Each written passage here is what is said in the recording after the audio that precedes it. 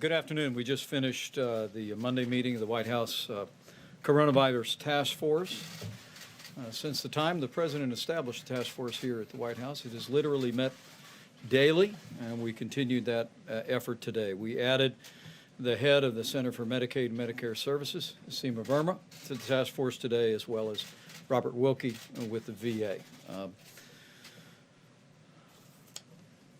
First, a few basic facts and reports, and then we'll hear from other members of the task force about ongoing efforts.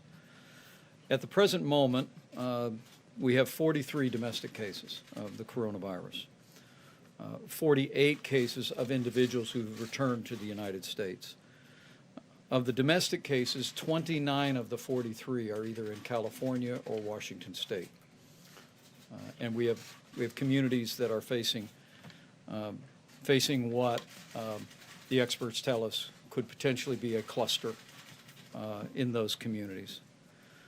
Sadly, today, there were 4 additional fatalities, raising the number that 6 Americans have lost their life to the coronavirus. And on behalf of the President and all of the American people, we extend our deepest condolences and sympathies to the families of those that were lost. Despite today's sad news, let's be clear, the risk to the American people of the coronavirus remains low, according to all of the experts that we're working with across the government. And as the President has said, we're ready for anything, but this is an all-hands-on-deck effort. Today's activity really reflects the President's effort to bring the best minds of private industry together, the best leadership from around the country at every level. We had a good meeting this morning with governors from 50 states and 3 territories. I was able to convey to them the gratitude that the President and our entire administration feels, particularly for governors that are dealing with the coronavirus in their states, those that have taken repatriated personnel. I can say that what I hear from the nation's governors is that there has been a seamless relationship between all the agencies of the federal government and states thus far, and we're encouraged to hear that. But I told them that we are committed to a full partnership with state governments and to their health officials and to local health care providers going forward. We also met today with some of the leaders of the top pharmaceutical companies in the country. The President spoke to them not just about vaccines, which many of the companies are already beginning to work on, but just as importantly, the development of therapeutics. And it is remarkable to think that there may well be a vaccine going to clinical trials within the next 6 weeks. The nature of trials, as the experts have explained to us, is that the vaccine might yet not be available till late this year or early next, but the therapeutics, giving relief to people that contract the coronavirus, could literally be available by this summer or early fall. The most encouraging news from that meeting was that our pharmaceutical companies, which are recognized as the greatest in the world, all have already formed a consortium to work together to share information in the development of therapeutics and vaccines. A quick update, yesterday we were fully implementing the new travel advisories for portions of Italy and South Korea, and the implementation of screening of personnel from across those countries who are trying to take a direct flight to the United States of America. I was pleased in the White House Task Force meeting today to learn that within the next 12 hours, there will be 100% screening, all direct flights at all airports across Italy and across South Korea. The President has directed us to bring the full resources of the federal government and to bring the very best minds in this country to bear on this effort. And finally, today, I'm pleased to welcome to our White House team a world-renowned global health official and a physician. She will be my right arm through this effort, as the President has tasked me to lead the White House response to the coronavirus. And I'm grateful that Ambassador Deborah Birx, also Dr. Deborah Birx, will be on our team. And even on her first day, she's already been contributing significantly to our discussions. Dr. Birx serves as the U.S. government's leader today for combating HIV/AIDS globally and has developed an international reputation as that. She's a scientist, a physician, someone with 3 decades of public health expertise, including virulent diseases, vaccines, and has vast experience in interagency coordination. Dr. Birx and I have talked about the importance of bringing all of these various entities together to bring about President Trump's vision for a whole of government response to the coronavirus. So with that, I'd like to recognize Dr. Deborah Birx for a few introductory and welcome remarks, and thank you for stepping up one more time to serve our country. Thank you. Thank you, Mr. Vice President. It's a pleasure to be here. I just arrived from South Africa last night. Everybody took great care of me. I had computer and phone in record time. It really shows the level of efficiency and expertise here to really get moving quickly. It's clear that the early work of the President, both with travel restrictions and the ability to quarantine, has bought us this time and space to have this task force be very effective. I have never worked with such incredible scientists and thoughtful policy leaders, and I got to spend the day with them. I'm trying to get up to speed as fast as possible, and I look forward to the days ahead of really working together to end this epidemic. Thank you. Great. Secretary Azar, you bet. Well, thank you, Mr. Vice President. I just want to first start out by saying how delighted we are that Ambassador Birx is going to be leading, coordinating these efforts across the government. Dr. Birx and I go way back. Dr. Birx and basically every leader at the Department of Health and Human Services go way back together. So we already have established relationships, and maybe not too way back, right? We already have very established, productive working relationships that I think are going to keep the interagency process working incredibly smoothly. And as the Vice President said, Dr. Birx already has been asking the right questions and challenging us on all the right scientific and policy matters that we need to focus on. I just want to begin by recapping the current situation that we face with COVID-19. As the Vice President mentioned, as of this morning, we have 43 confirmed or presumptive cases of the virus in the United States, excluding our repatriated cases. 17 of those cases are travel-related in one way or another. 26 are believed to be person-to-person spread. Because of the President's strong leadership and all of the hard work that our public health professionals have done at the local, the state, the federal level, the immediate risk to any individual American has been and does continue to be low. But the risk for people with possible exposure to identified cases can be high. What every one of our experts and leaders have been saying for more than a month now remains true. The degree of risk has the potential to change quickly, especially if we see sustained spread of the disease around the world, which could qualify this disease as a pandemic. As Dr. Fauci said this morning, we will see more cases of community spread in the United States. As we've emphasized for some time now, we all need to prepare for the potential need. Prepare for the worst, hope for the best. In some places, we will have to use the range of our mitigation efforts. In fact, we already are working closely with Santa Clara County and the state of Washington, in particular King County, to assist them in thinking through some of the best practices from our pandemic action plan, as well as learnings from Singapore and Hong Kong around the most effective community mitigation efforts, such as temporary school closures or even more titrated responses Dr. Schuchat has talked to you about, such as having school, but perhaps not having assemblies in school. That's why the President has taken an unprecedented whole-of-government approach to protecting the American people, including the steps in the last few days to radically expand and improve the testing that we have and to improve access to respirators needed by healthcare workers. The Vice President, Dr. Schuchat of the CDC, and I spoke with basically almost every governor that we have this morning, and we greatly appreciate their close cooperation with us. I also wanted to now introduce an individual who I asked the Vice President to have join this task force because the Centers for Medicare and Medicaid Services play such a vital role.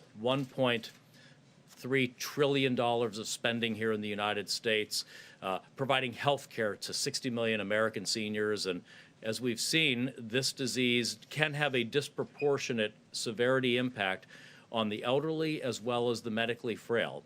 And so Seema Verma, our administrator, has a very important responsibility with regard to funding of care, whether it's therapeutics or vaccines or diagnostics for our senior citizens, but also a vital role that you may not know of in regulating long-term care facilities, such as nursing homes and other healthcare facilities, a very important regulatory function. So I'm delighted that Administrator Verma is formally joining the task force. And let me turn it over to Seema now. Seema? Thank you, Secretary Azar. So for the Trump administration and CMS, patients come first, and the health and the safety and welfare of America's patients and provider workforce is our highest priority. So let me start with what CMS is. And as the Secretary said, we are the nation's largest insurer, covering over 130 million Americans between Medicare, Medicaid, and the individual insurance market. And some of these are our nation's most vulnerable populations, those in poverty, the elderly, and children, and so forth. Critically, we do have a regulatory responsibility for pretty much every healthcare institution in America. This includes facilities such as hospitals, critical access hospitals, nursing homes, home health agencies, dialysis facilities, surgery centers, and the list goes on. And that gives us a very critical role in addressing the coronavirus. We are responsible for enforcing the quality guidelines based in part on information from partner agencies like the CDC.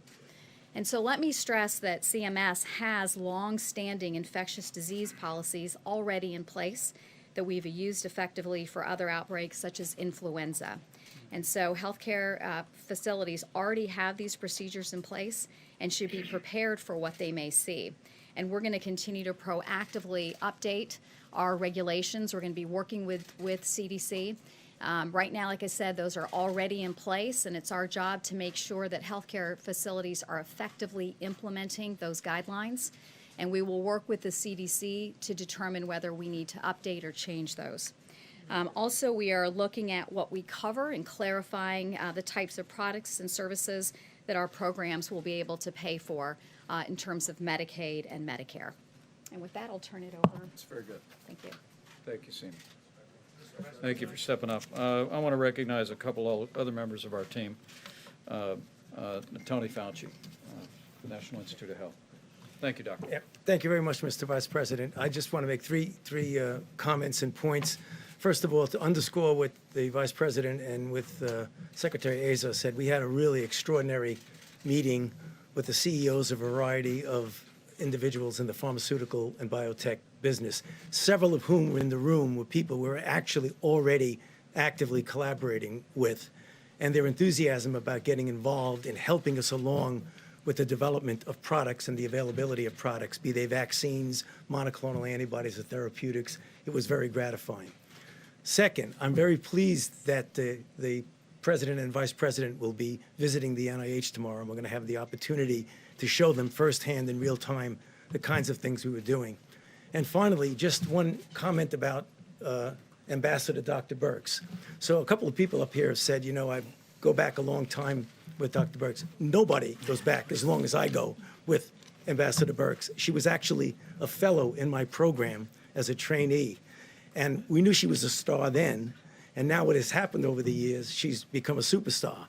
Together, we saw the first patients with HIV back in the early 80s. We were involved in a vaccine trial. That was the first successful trial with HIV. We've known each other through PEPFAR. I had the privilege and the honor, among others, of putting together the PEPFAR program for President Bush, and she was the ambassador in charge of the PEPFAR program. So I can't tell you how excited I am to finally, once again, get back and being a partner with Debbie Birx. Great. Thank you, Dr. Fauci. And finally, Dr. Bob Redfield, CDC. Bob. Thank you, Mr. Vice President. What I would like to do is just recognize that CDC continues to work and provide support to really the backbone of our public health system in this nation, which is the state, local, tribal, and territorial health departments. And these teams continue to work to identify new cases, isolate and contact trace these, to work together to try to limit the transmission of the coronavirus. And working with our public health partners, we continue to be able to identify new community cases, as the Secretary said, we always anticipated, and use our public health assets to aggressively, again, confirm those cases, isolate, do contact tracing, to use our public health tools to limit the spread of this virus. I want to echo what was said by the Vice President and the Secretary, that despite seeing these new community cases, that shows you we have a public health community across this country in action, the risk to the American people is low. I also want to add my looking forward, and I know my entire agency is looking forward to the President and the Vice President's and the Secretary's visit to come to Atlanta on Friday and get to meet a lot of the wonderful people that form the backbone of this great agency. Thank you. Thank you, Bob. We'll take a few questions. Steve Holland, Reuters. Where are you, Steve? Based on what we've seen so far, how quickly do you expect this virus to spread throughout the United States? Let me refer that to the experts. Go ahead, Bob. Are there any details about this cluster in Washington State that show us anything? I think the important thing, as the Secretary has said, from the beginning, we've anticipated to see community cases pop up. And now we have a number of new community cases, which the health departments are aggressively evaluating to see if they can understand the linkage, who are the contacts, how is this virus spreading. And I think the American public should rest assured we have one of the finest public health programs in the world when you look at the state and local territorial. So we're going to continue to see these cases as a consequence of them doing their job. And we're going to use the public health strategies that we can to limit that transmission. And I think we should focus on that right now. We're still working very hard in trying to contain these community outbreaks, but as the Secretary has said, we are blending that now with very strategic mitigation strategies. Dr. Fauci. So just to underscore something I said the other day, there are two aspects of this. It's about cases coming in and then controlling the situation of the spread of what's already in here. And there are two things that are going on. It's the kind of restrictions of travel to areas where there are hotspots in the rest of the world, just like the original inhibition of travel here with China, I think is going to mitigate against the question of the wider spread. And the contact tracing and the isolation that's very aggressively going on. I mean, we hope. You could never predict 100% of anything, but I think what's going on right now with the CDC and particularly the state and local health authorities is going to really, I think, get us through this. Steve, it's something I learned along the way, is that when we have cases that emerge, state and local health officials are in the lead, but CDC is on the ground immediately, helping to identify how that might have originated with that individual, to find out any other people that they've been exposed to. But we know there will be more cases. The President initially took unprecedented action to do all that we could to prevent the coronavirus from coming into the country. And now we're focused on mitigation of the spread as well as treatment of the people that are affected. Kristen Fisher. Kristen Fisher here? Oh, she walked out. Let me go with Hallie Jackson. Thank you. Two questions for you, sir, if anybody else wants to jump in. Number one, President Trump hinted today at the potential for new travel restrictions on top of what we've already seen related to Italy, South Korea, China, Iran. Can you elaborate on specifically what countries you're looking at? Is Germany, for example, which has seen some cases of community spread, is that on the table? And then I have a follow-up as well. The President is very clear. We're going to follow the facts and listen to the experts every step of the way. The action the President authorized this weekend, raising the travel advisory, the American people should know that we are saying that you should not travel to certain sections of Italy or South Korea. Those advisories may expand, but will allow the caseload in those countries to define that. In addition to that, by establishing the screening protocol, which will be in full force and effect within the next 12 hours in both countries, we'll ensure that anyone traveling on a direct flight to the United States of America receives multiple screenings at all airports in Italy and South Korea. But to your point, the nature of the European Union is one doesn't require a passport to move around, so our task force spoke today about new cases, and there were some in several European countries. We're following that very closely, and again, we'll listen to the experts, we'll watch the cases, and I know the President will make the decisions with regard to both travel advisories or restrictions on the basis of those facts. And my second question, sir, is just on the word pandemic.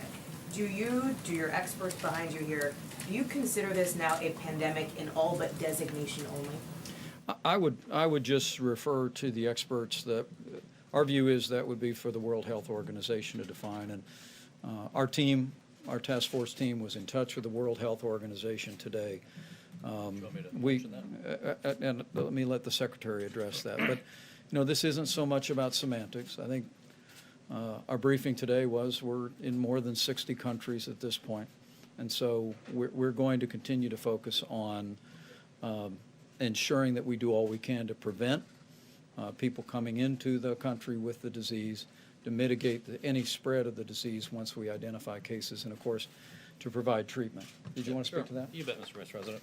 So I spoke with Dr. Tedros today and Dr. Mike Ryan, the incident manager for the World Health Organization, about this precise question because wanted to get a sense of their thinking, how they're assessing the designation of pandemic status. And I'll let them fully speak for themselves, but right at the moment, while we're seeing community spreading in multiple regions of the world, there are many definitions that people use around pandemic, and one issue that the WHO is focused on is just sheer magnitude. And while we've had very large numbers of cases and spreading within China, the actual absolute number of cases outside of China, while reflecting community spreading, are not of the magnitude comparable to any other pandemics that have been declared before. For instance, even the H1N1, where you have billions of individuals infected across the world.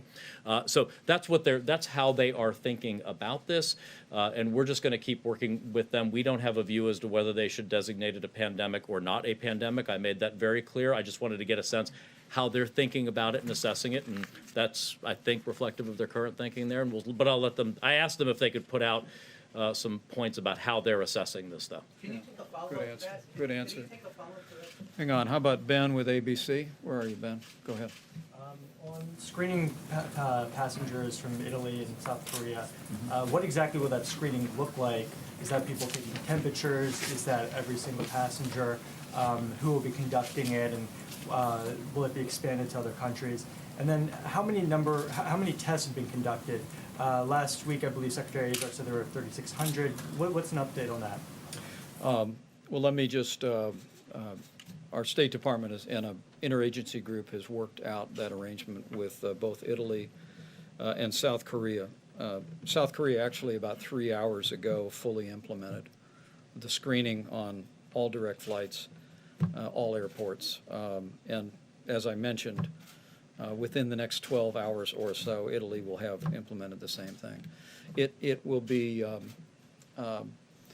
multiple temperature checks in the airports for people before they are boarding, and we're working very closely to assist them in implementing that. But let me speak about. Maybe Dr. Hahn? Yeah, Dr. Hahn can speak to you about the status of tests, because one of the things I heard from governors last week was the whole issue of test kits, the availability of testing, and I really want to commend Dr. Hahn and the FDA for some very swift work, making many more tests available, more kits that include multiple tests, and also authorizing local testing, which will now make it more possible, as our experts told us, to identify additional cases. As we find more cases, it will mean our health officials are doing their job in large part, and the availability of those tests will contribute to that. Thank you, Dr. Mr. Hahn? Vice President. As you heard from the Secretary and the Vice President this weekend, we had the capacity in state public health labs to perform between 75,000 and 100,000 tests. On Saturday, we issued new policy allowing us to have some flexibility, regulatory flexibility around the development of those tests. So academic centers, private companies can develop these tests, tell us that they validated those tests, and then begin to use them. They alert us of that, and then later on, within 15 days, we can look at the validation data. They're having the responsibility to show the validation of those tests. With this new policy, we've heard from multiple companies and multiple academic centers, and we expect to have a substantial increase in the number of tests this week, next week, and throughout the month. There'll be the estimates that we're getting from industry right now, by the end of this week, close to 1 million tests will be able to be performed. Real quick follow-up. With the risk, when we're talking about risk, you guys came out and said that the risk is low. But with so few tests being done and the incubation rate being as much as 2 weeks, how can we accurately say that the risk is low at this point? We haven't put out 1 million tests yet. How would characterize the risk? Anybody? Yeah, if you talk about the entire country, the whole 360 million people in this country, the risk is a low risk. I think the point you're making is that since we haven't done yet, but will happen really soon, the testing into the community, how do we know the risk is low? I would imagine it's still going to be low regardless of that. What happens in real time, which is the reason why we do this so frequently, is that things can change. But right now, today, on this day, Monday, if you look at the country as a whole, the risk is low. All right, guys, last question. About one more. Ashley? Go right ahead, Ashley. Families across the country are worried about spring break. They're worried about spring break and wondering if they should book travel or cancel their travel. It's sort of two parts. One is, what is the expert opinion from the task force on sort of spring break travel and even domestic travel? And secondly, would you yourself feel comfortable bringing your family right now, including your 3 grown children and their partners, on a week-long trip to Disney World? Well, I can say there's been no recommendation about any limitations on travel within the United States of America. But let the experts speak to recommendations with regard to travel. Your family? Want to get that? Can you just address, would you feel comfortable bringing? I travel across this country all the time. My kids live all over the country. Look, this is a time to use common sense. It's a good time to wash your hands. But this time of year, that's always a good decision. But as we said, the risk remains low. And while we've had tragic losses, 4 today, the reality is, as I said, 29 of the 43 domestic cases are in California and in Washington State and are centered in very specific areas that we're working to identify the source on. But I think people should just continue to use common sense this time of year. But with regard to international travel, let me yield to the expert. Well, I just want to echo what the Vice President said, that we want people to go about and live their normal lives in this nation right now. The Secretary's right. Even before the coronavirus, if you had asked CDC what you should do about preparedness, we would give that every individual should think ahead and prepare, whether it's a hurricane. And those recommendations haven't changed. And I really want people to reflect that. In going to, you're allowed, there's no travel restrictions in the United States. The CDC and the State Department and the task force have worked hard to recognize those areas where there's significant community transmission, where we give you advice that we would recommend you not travel there. And you know that China is that. We now have South Korea as a level 3. We have Italy, Japan, and Iran as level 3 travel advisories, which we would ask you to reconsider those travel plans. But in the United States, there's no travel restrictions. I want to echo again what everyone said. The risk to the American public at this point is low. We are going to increase substantially surveillance, similar to what we do for flu. We have multiple different surveillance systems. With Dr. Hans and the FDA getting more and more tests out, those surveillance systems are going to be activated in the near future, and we'll have eyes on whether there is any significant new evidence of community pockets around this nation. And actually, with regard to international travel, we'll continue to monitor the cases. We'll follow the facts, the experts, and the science, and determine whether additional travel advisories or restrictions are warranted. That being said, folks, we're going to slip out. We will be back. Let me tell you, we will be back here. Question about preparedness, Mr. Vice President. We'll be back here every day. Get used to seeing us. We're going to bring the experts in. We're going to make sure and give you the best and most high-quality, real-time information from the best people in the world. So thank you all for being here. Thank you. You're welcome back anytime. Mark, you're always welcome. Thank you, Mark. Good to see you.